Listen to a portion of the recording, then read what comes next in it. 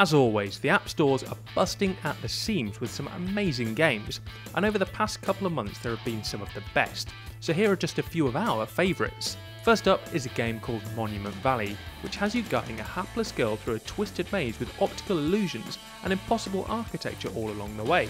And alongside these mind-bending puzzles, a lot of detail has been put into the game's visuals. Every screen looks good enough to print out and put up on your wall. But put simply, Monument Valley is a beautiful, accessible puzzle game that you won't soon forget, and it's up there with the best puzzle games you can download for your smartphone. Next up is Intake, in which you tap on pills as they fall to burst them before they hit the ground. However, the trick is that you need to tap a target area along the bottom to switch between one of two colours. Tap a pill that's mismatched with your current colour and you lose your combo bonus. And between levels you gather white pills which you can spend on upgradable power-ups, and the frantic action of the game is matched by the game's stellar soundtrack. Cypher Prime is well known for polished original music, but Intake's decidedly more upbeat dubstep soundtrack ensures your adrenaline levels never dipping. And next is Thomas Was Alone, which has already gathered accolades on other platforms thanks to its minimalist and addictive nature.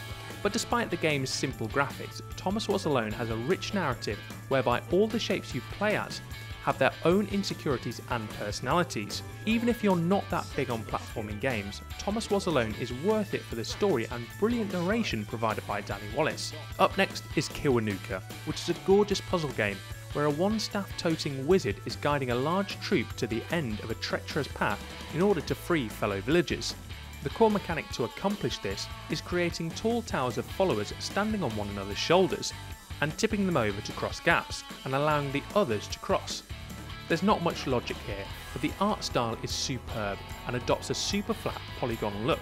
And finally is The Wolf Among Us, brought to you from the same developers, Telltale Games, that made the simply brilliant Walking Dead series. But this time, Telltale has used the graphic novel series Fables as their source material, where it delivers a fictional world where it asks the question, what if the characters from the fairy tales we grew up with are real, such as the Big Bad Wolf, the Three Little Pigs, Humpty Dumpty and much more. However, all is not well, as integrating into society proves difficult for those fairy tale characters not quite from this world. So you play as Big B Wolf, or Big Bad Wolf as we know him, who is charged with the duty of keeping peace in Fable Town. And all of this adds up to be one of the best looking, best playing and most polished game that Telltale has ever created to date, and a truly promising beginning for what might become Telltale's greatest work yet.